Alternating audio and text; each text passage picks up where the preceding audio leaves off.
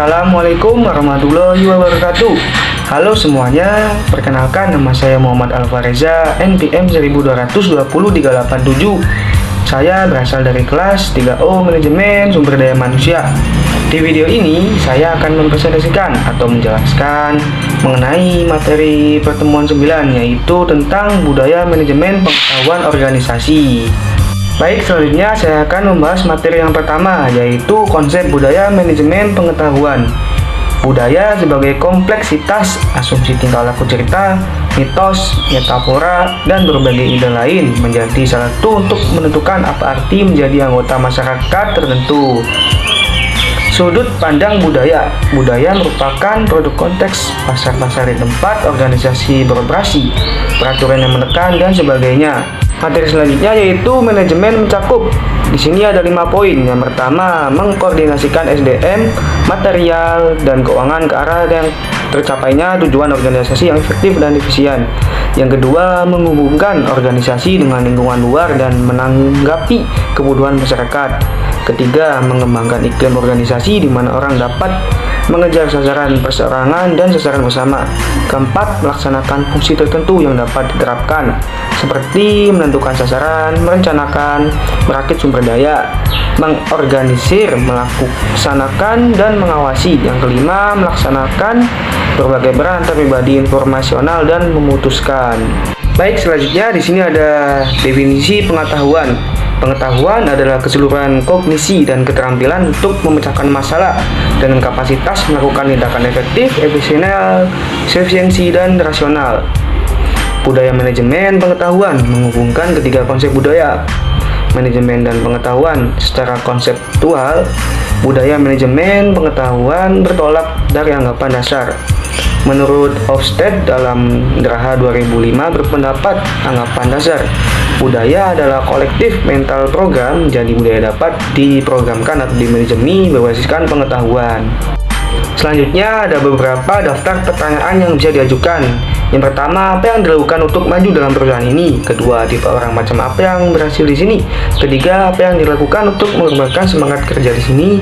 Keempat, tipe orang macam apa yang berprestasi buruk di sini? Yang kelima, peristiwa apa yang paling penting dalam sejarah perusahaan ini? Dan lain sebagainya.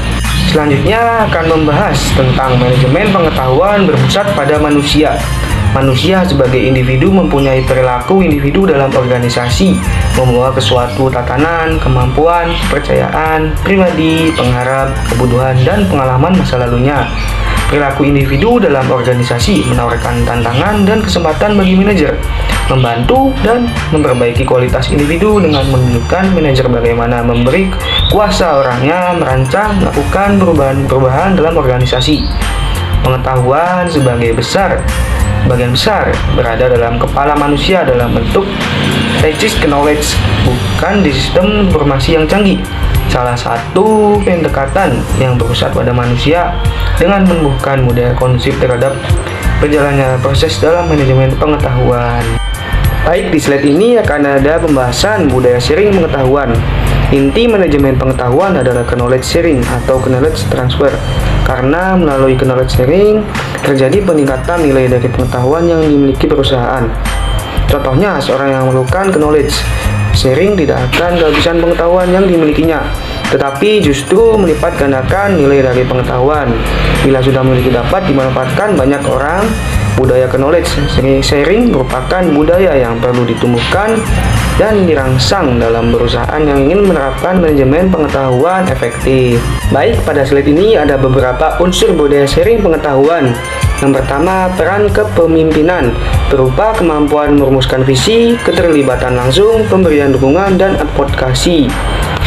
Kedua, budaya perusahaan yang memberi iklim kepercayaan dan keterbukaan. Ketiga, adanya kemauan kepemimpinan organisasi untuk mempromosikan knowledge sharing dan kolaborasi.